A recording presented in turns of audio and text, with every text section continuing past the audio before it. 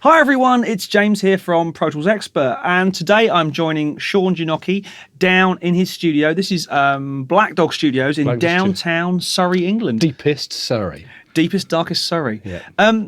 Thanks for having us over. Pleasure. We've been playing with Dynamount and guitar sounds and all sorts of stuff for the evening. But I thought we'd take this opportunity to have a look round this spaceship of a studio. Yep, it's bad. Now you're doing some pretty creative stuff, aren't you, back here? I suppose so, yeah. It's a slightly different take on maybe a straight up analog or a straight up digital setup. It's trying to find a way that has the console sound, the variation of some boutique pre's, and the flexibility of the 500 mix recalls that is inevitable on most songs. So yeah, some way to retain the sanity. So you're primarily a mix engineer, or would you? No, primarily a producer and a writer, really. Right. Musician, but I tend to mix all my own projects, right. And I think through that I've got quite a lot of sort of work just as a mixer, because I've got quite a lot of tools here that are quite good for getting the old glitter out and giving it a nice little roll. A bit of a polish. Yeah. Some shine. Yes. Let's not go down that road too far. So, excuse me. The Pro Tools community out there will be amazed to hear which version of Pro Tools you're running. 6.9. 6.9. Yeah. No virtual instruments? Nope. I think I've got Reason in there somewhere, just in case. Just in case someone wants Reason adapted, so you can so you can rewire. The rewire thing. Yeah. It was a bit old school walking in, I have to admit, considering we're now up to 12.5, whatever we're on now. Well, it just doesn't. I mean, I do have an iMac back here with a newer version and UA and a lot of keyboards and Logic, and because inevitably when you're doing a writing session you need to be able to dabble with that, but 90% of my production is recording, and I tend to track everything exactly how I want it. So what I want is phase coherence, reliability, and just a glorified tape machine, so at the end of the day, the 6.9 I had installed years and years ago when I started this place. And for me, it integrates with all the analog hardware really like seamlessly, so there's no timing issues, there's no latency issues with anything, and I've just kind of got used to having one crash a month as opposed to one an hour. That's a bit harsh, I think, but certainly one a week. or there being so many sort of teething problems that at times, if I've got a drummer in who's only here for 4 hours, I can't have the computer stop. And I sort of got so reliant on that that it's kind of just stuck it out, and now I'm quite enjoying the retro sound of 6.9, and it's special top end. But you're running a 192, one of the old style 192s, and it's an HD rig, presumably? Yep. HD3, I think. Yeah. And it's working, and it's so sing and dance. I can have as many tracks as I need, and like I said, all the stuff we were doing with guitars today, there was no glitches, there was no catch up. It was just so I can run a band off the floor in there with, I never really do more than 16 tracks anyway. Mm-hmm. And there'll be no sort of glitching and no timing problems and nothing.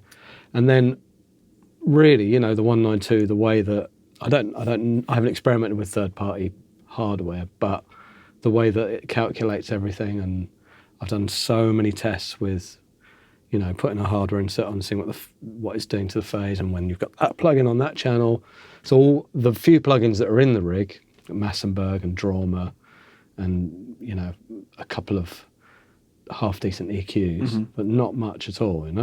All of that, you put the EQ on, and there's not some strange calculation that all of a sudden you're listening for other things that maybe you shouldn't. All the stuff that breaks the sound. Because I learnt in on tape and on a desk and blah blah blah. We never encountered those. You encountered bad azimuth on a tape machine and things like that, but that's a slightly different thing again. But really, when you're listening, you didn't have to second guess whether something had gone one-legged and all of a sudden there was a timing issue with.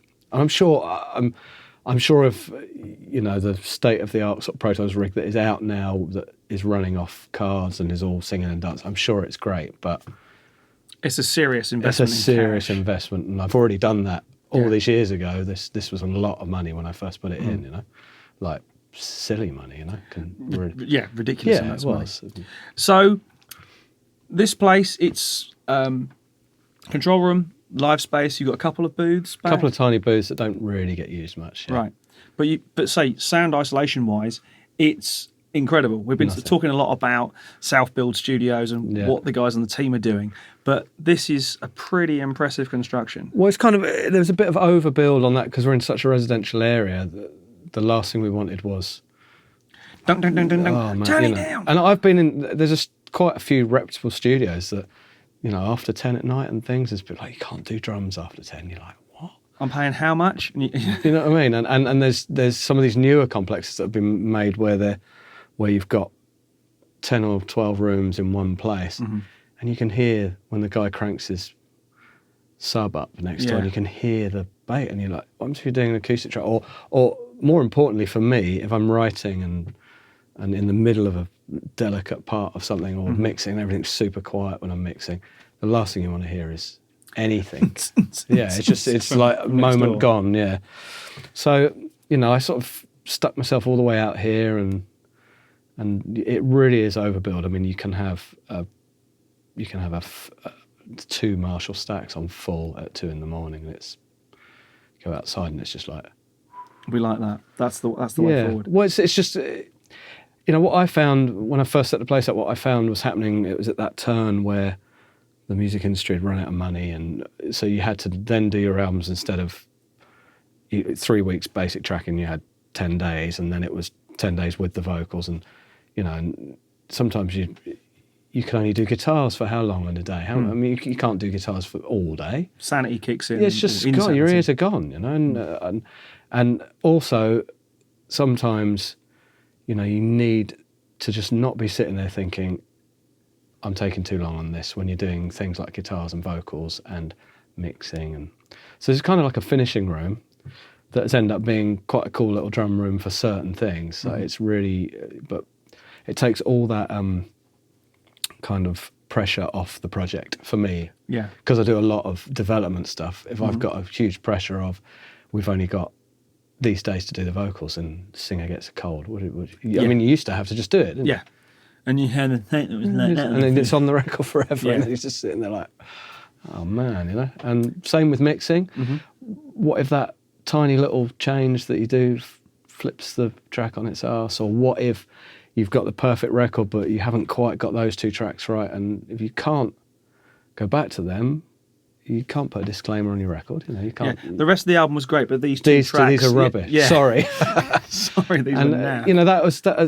I suppose I'm fortunate that I don't run into those problems anymore. But when I was around what I considered really great records being made when I was first starting out, I had the fortune of working with some incredible musicians and as an engineer with other producers, and you see that freedom and the creative process and the way that, you know, you can't put a clock on it.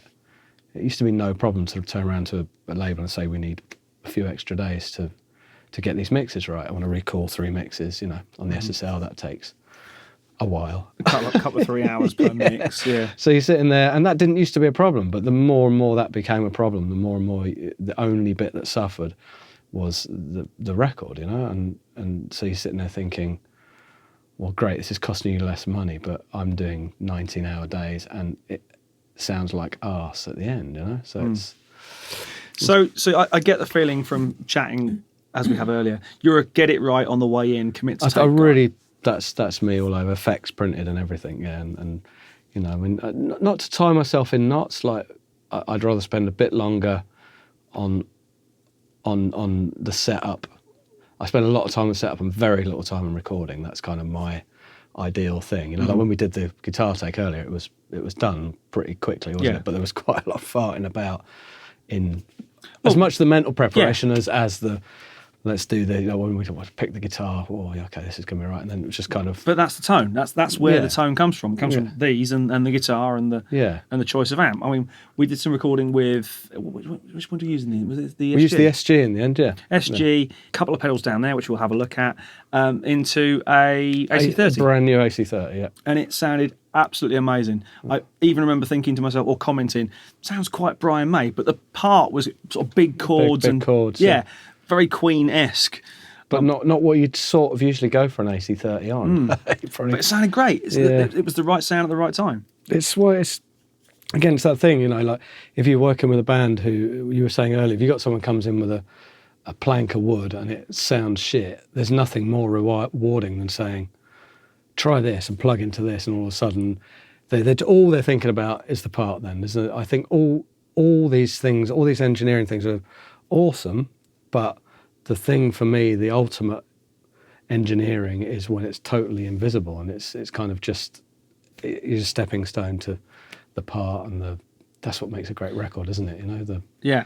So we said about great guitars. We used the SG. We were using the Vox AC30, some pedals. But one of the really cool things we were playing with, and I've got one of these as well, and you've got two of the Dynamount rigs. Two. Show off. How did you? What was your first experience with the Dynamount? Because it's a very cool piece. I think of kit. Initially I was just like, oh, you know, that's like, oh, not sure about that, and the artistry of the microphone move is not there, you know. But it was literally a 10-minute job, and the penny was like dropping pretty hard, because you're in the control room, you're listening in situ, and there's a guitar sound we did earlier where I just ran the track and was just moving the 414 while the track was moving. I mean, you actually wouldn't be able to do that.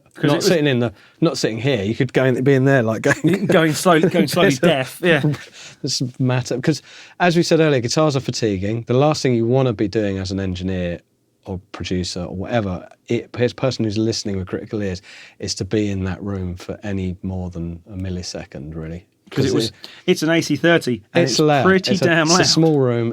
And if I'm doing a lot of guitars, sometimes I'll have 2, sometimes 3 amps set up, and sometimes you've got the Twin, the AC30 and the Marshall running in there, and you cannot stand in the room. Now, what used to be, I've done techniques where you do white noising. Now, standing in front of a 100-watt Marshall with white noise coming out of hurts. It is that's torture. Trying to get the sound out of a twin reverb while the guitar player's playing. Cut you in half. Not sure whether that is, and then you come back in the room and you're just like, whoo, yeah. You might as well go out and run into the wall and come back in and see if you can get a guitar sound like that. But you were doing some stuff that, obviously, we'd say we know the Dynamount works. We can move the 2 mics in phase, reaching for the phase button. Having a listen with it out. Yeah. I'd like that. I don't know how many people do that, but for me, because guitars are so phase critical and there's a lot of top end frequencies that it's hard to listen sometimes to see whether the top is in or out when you're moving a mic around.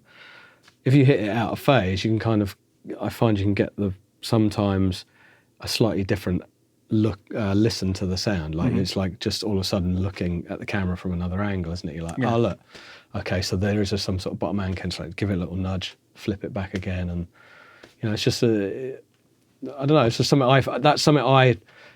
I discovered from doing the white noising on the amps, where you're looking for really exact mic position, and it's really loud in the control room, and you're like, God, let's just listen to it with it out for a minute and just see what we're actually losing, because that is going to show you what's. And the other thing I was surprised by, although I shouldn't be, is you're also going in and using time adjuster to actually get them sample accurate. With one of the sounds we did that, didn't we? Yeah. Well, because what I did there was I picked the 414. I'd had the 414 in isolation, the Dynamount, and we were just sitting there sliding it until it sounded great. And then I muted that and then solo isolated the dynamic. It was an M59, and we moved that around. It was like, oh, there we go. And then I put them both in, and of course they were like completely out of phase. So then I just did a little. Yeah, I love that as a trick. Literally, just create live in and out with the guitar. Yeah. To create a spike. Yeah, and then like a go in. Isn't it? Like you're doing the same with the camera thing. It's like all of a sudden you're like. And then go in and just manually time adjust it. Was it 15 samples? Well, I went in and found the peak. Found the 2 peaks, and then measured that in samples, and then just moved the dynamic, or whichever is furthest. Same if you're doing a DI. If you're doing a DI and a microphone, inevitably your DI is going to be much closer. So, You know, I think that's why a bass amp and a bass DI never ever go in phase unless you do adopt that technique. I'm sure in the old days they used delays and things. Yeah, but it's one of those things that you kind of forget. You always forget basic principles are the ones you forget first. Yeah. You go in and learn all this cool stuff, and then what you should do, of course, is go back and look at that and look at the actual. I think, what can I do here? Exactly. Well, say if you put like a ribbon mic, say 12 inches back, 18 inches back even from a loud amp, you then, but you want the bite and the modern guitar sound that is a 57 in close. What do? You pull back the 57, it's going to sound shit because there's no proximity effect, there's no bottom end. All of a sudden that microphone's kind of useless. It's just going to give you a horrible spike in the top, and you're going to have trouble lining that up anyway with the figure 8 capsule. Nightmare. So, but you go in and just click it, and you can put that 57 physically in terms of its phase relationship, but have the sonic imprint of a close microphone. So, and nothing can be any more in than that. It's just one sample. If on sample X they're both starting to go the same direction, then they're in phase. They're in phase. And if the start, I mean, what you can, if I use 3 mics on a cab, very rarely, or if I use 2 guitar sources, I'll sometimes bust the auxiliaries, put the microphones on auxiliaries, and then the time adjusters will go on the auxiliaries, and then it gets printed as an already time adjusted mono signal. You know? So you can in effect have your two cabinets with 3 mics on each become 2 sources because all the auxiliaries. Do you see what I mean? All the auxiliaries are like that. So that's a slightly more convoluted setup, but you can, once you've got your template, and the beautiful thing with the Dynamount is memory recall, if I can say it. Yeah, you just go preset 1 and you're like, oh, cool. And if you were, say, into 2 sets of 6 brown, you had a little list of the time adjuster things for each one, your palette all of a sudden is... Yeah. I mean, most of the sounds we did today, we didn't do the time adjuster thing because we wanted to just do that. Yeah. And actually, I think we came up with some really interesting sounds. They were. They weren't... Not every sound is going to work for every track, for every style of music, but for this particular track, we were just messing around a bit. Yeah, and interestingly, the gain of the mic amps wasn't that different. Even when we came back 10 inches. Yeah, it was a good chunk, wasn't it, on that last one? It wasn't like... It was just the sonic of it had really... All the mids had gone out, and the kind of top end was sort of higher up, and it was just a bit more scooped, but nonetheless... worked really well on the heavier sound. Like maybe, I mean, there's a thing. If you were doing, say, a double track, crunch sound, I'd almost be looking at having maybe something like the twin for that kind of octave sound. Yeah. And then when you kick into the big power chords, then kick over to the AC30 or a Marshall. Yeah. Or if you're limited to 1 amp, you go to preset 1 and you do 1 chord, and then that's a very middly hard sound, and then. Preset 3 is the kind of scooped out, sort of pizza in a box sound. We know all about that. I like the sessions where you're a little bit prepared. They're coming in to record X guitars, whatever. You've got a few guitars lined up. All the guy has to do is come in, be totally relaxed, go, no, maybe not that one. Let's try that one. Let's try this. Oh, yeah. Let's take that pedal out, put this one in. Done. And your prep is so good. It's sounding great, and as a producer or an engineer, whatever hat you're wearing that day, you just sit there with your feet up and enjoy it and listen to the tunes, listen to the great music. Get the great part, get the great take, and then really, my ideal sort of multi-track is something that would maybe take 3 hours to mix. And that again is it's not always like that, but I strive for that. Like I strive for that thing where I'm like. 30 minutes and you're like, what, blimey, and then you literally spend the next few hours just moving a few things and you print it, and the nature of this is you get that big analog sound, but it's no problem. You don't have that thing where you're tied to can't move the desk, and that I do like this sort of the modern method of mixing where you're in the box where you can move to 3 tracks across 3 or 4 hours. I mean, some people hate that, but I actually quite like. Let's just kind of have a look at that one and see where it is. We can always save it, come back to it, load up the other one. And what I've been doing recently is because there is quite a lot of hardware here, and what you don't want is that recall headache. So what I've I've got all the stuff on hardware insert. So really, when I've got my mix to where I think it's great, I wouldn't send it to the band till I think it's really happening anyway. I'd probably just render the hardware or send it, and if they're like a couple of tweaks, then I'll just render all the hardware. So your recall is bring back the session. Bring back the thing. Most of the stuff that is on the 2 bus and remains active either doesn't move or is on clicks. So, your APIs are on clicks, your back CQs on clicks, your tube tech summing things. You see literally you've got one A5 page with a few notes, a couple of that kind of thing, and it's literally 5-10 minutes and you're back in the zone. And we were talking earlier, I've tried many times to get away from the analog thing, totally try in the box, and it's just I haven't quite figured out that gain structure balance. And because for me, this analog, the way I've spent years getting this path right, when I'm looking at the tube tech and it's sitting there, I look at the bus compressor and it's doing that. I turn around and my mixes come back in at a perfect level, and and you check the bass on your thing. You're like, everything's sitting, and it's not like, where am I? And that's I suppose I'm just a bit stuck there in my ways, which is with this analog hybrid and the old nothing wrong with that. It doesn't matter. Yeah. I found a way that I can kind of keep up with can we change this, and not sort of crying every time. Every time someone says, by the way, 6 weeks ago. Yeah, because people have got used to it's something we can't get away from. I work with other producers and other people who will say, I don't do recalls, or tell them yes, to, you tell do. them They to just stuff don't it. say they do. Well, some people don't, and they probably end up with clients that don't come back. Yeah. So let's talk gear for a little bit, because quite frankly we can.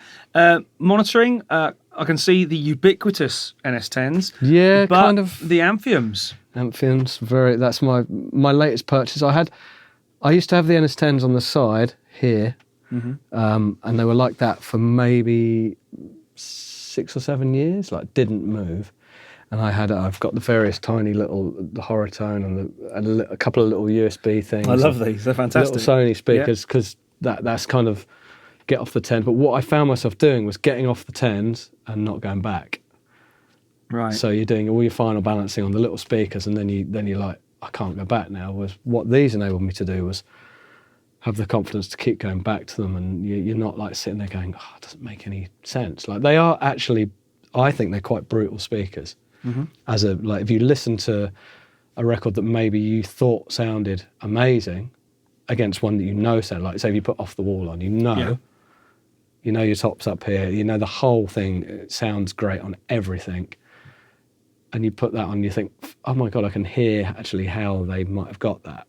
You put it on the 10s and it just sounds great, but you can't you can't understand why. You can't sit there and go, I can see how they got to that. So once I'd heard that, and once I'd made a few, I put the 10s up and I was like, right, I can hear loads of mud in the bottom end and loads of stuff that I couldn't hear before. I'm going to fix that, and I bet if I go back on the 10s and it'll probably sound wrong. I went back on the 10s and it sounded like perfect, and I was just like, okay, well, that's it. There we go. They are beautiful speakers. They are. They're really great. Really, just.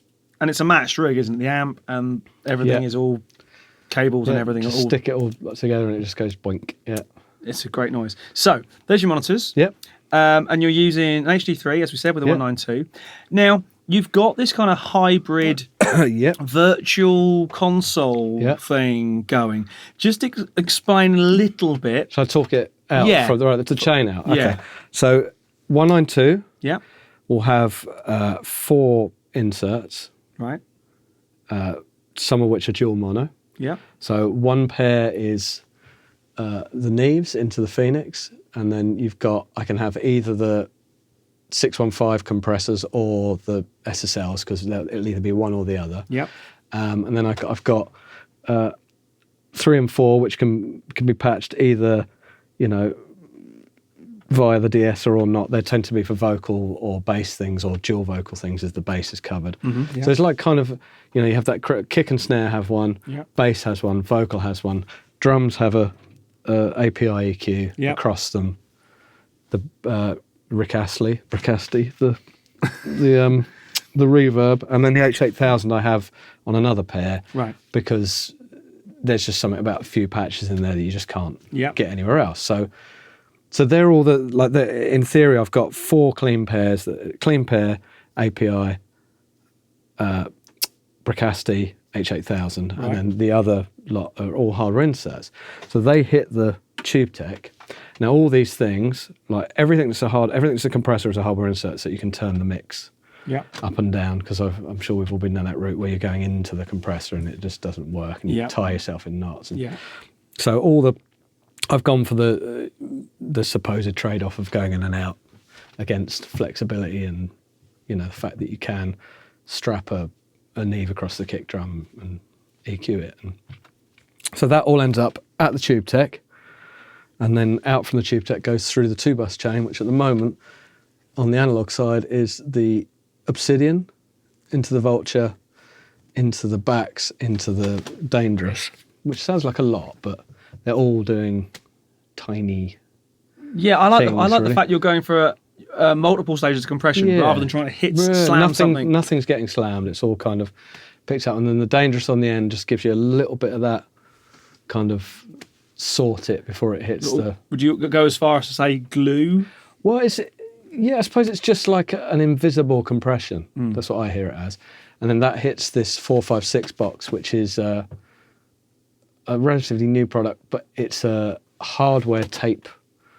It's the wrong way. It's a hardware limiter that has the characteristics of tape, right? But has to be hit, at 0 VU, plus 0 VUs plus 4, like you would on half-inch.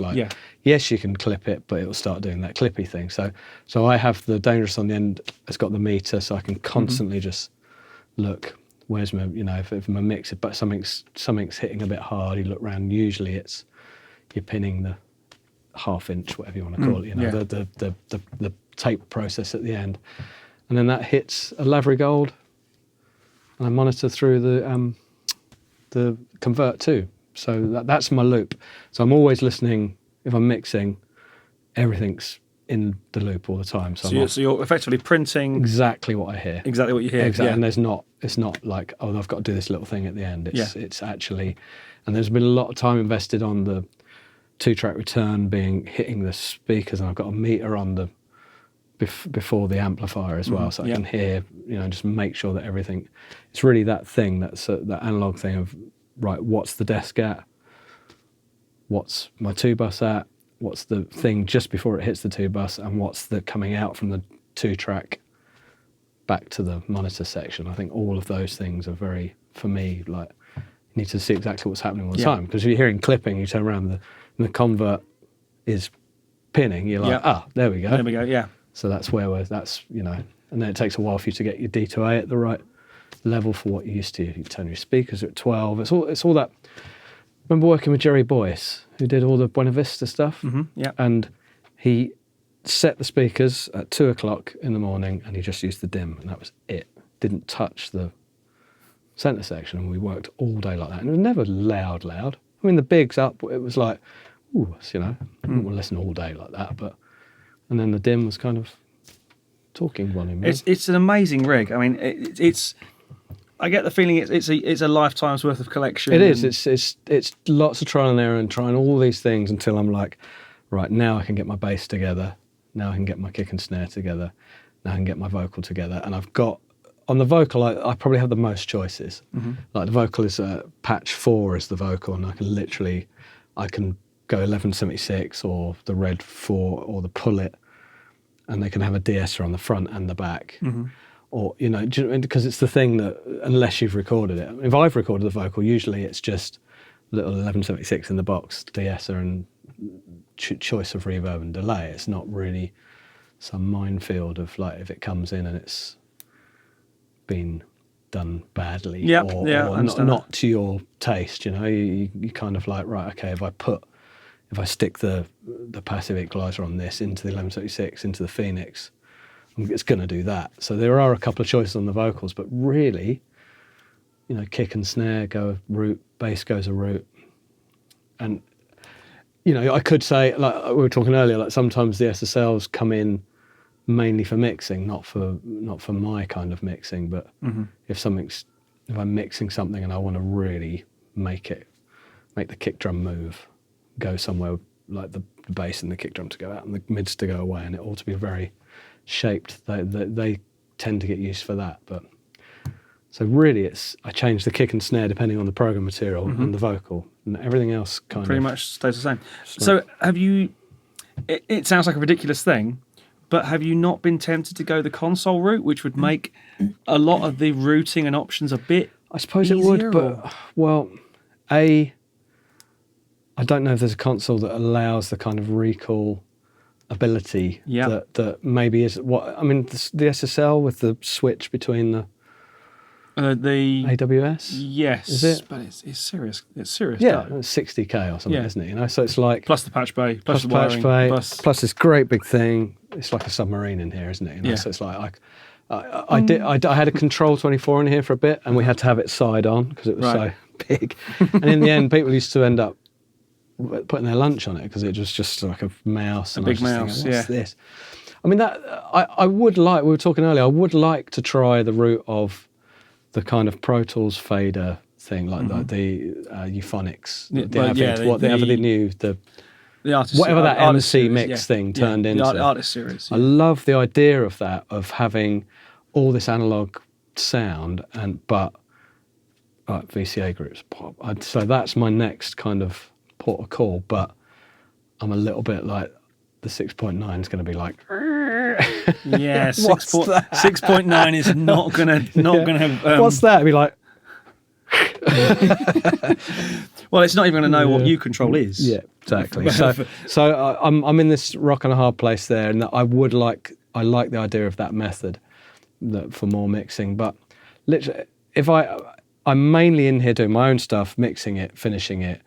I use one mastering guy for everything. So usually my fader moves are like 3 big things and then the vocal, and that's kind of it. You know what I mean? It's not this sort of intricate super balancing. I tend to like work where I would say, here's the verse guitar, here's the pre-chorus guitar, here's the chorus guitar, here's the same with the vocal. So even with the bass and the drums, and I would just chop them. And I like if you were working on a very simple 8-track mix, you wouldn't. Because I think, if we're all being honest, just for a moment, it does happen.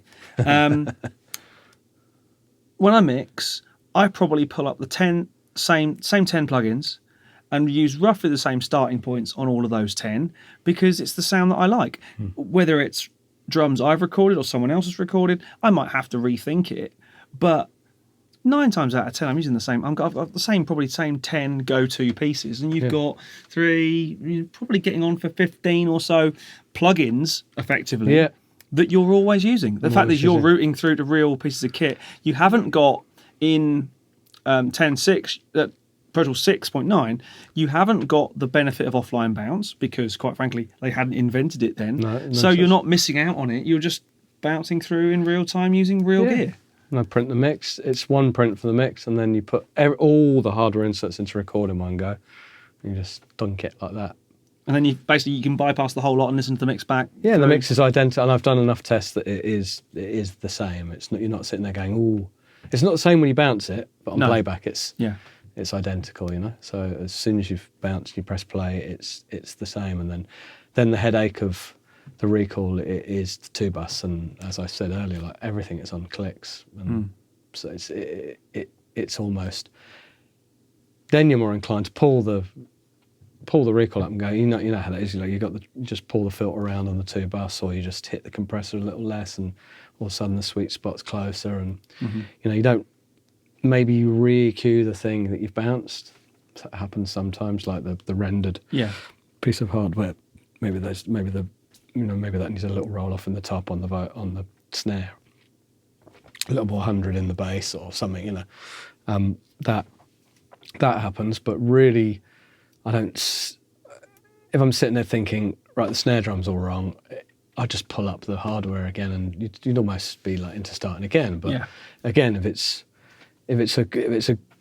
there's some powerful tools there, that's the big thing for me with analog. It's really powerful. Like you push that kick forward, and it's not like, oh, I've got to rebalance the whole mix. You know, whether that's how I've got used to finding the sweet spot in my mix, in my room, with my gear. Probably there's plenty of people who are making amazing sounding records in the computer, but for me, I just can't find that balance of, like being able to lay into your mix and get there really fast and get that push out of the bass and the sort of just the tone really, of that. Sean, thank you so much, buddy. Pleasure, James. It's been a pleasure to meet you. Pleasure to spend some time in this amazing mothership and super cave. Yeah, quite literally a man cave. Yeah, it is. So thank you ever so much. Thank you for joining us. I've been James from Pro Tools Expert. We'll see you again soon for some more gear talk.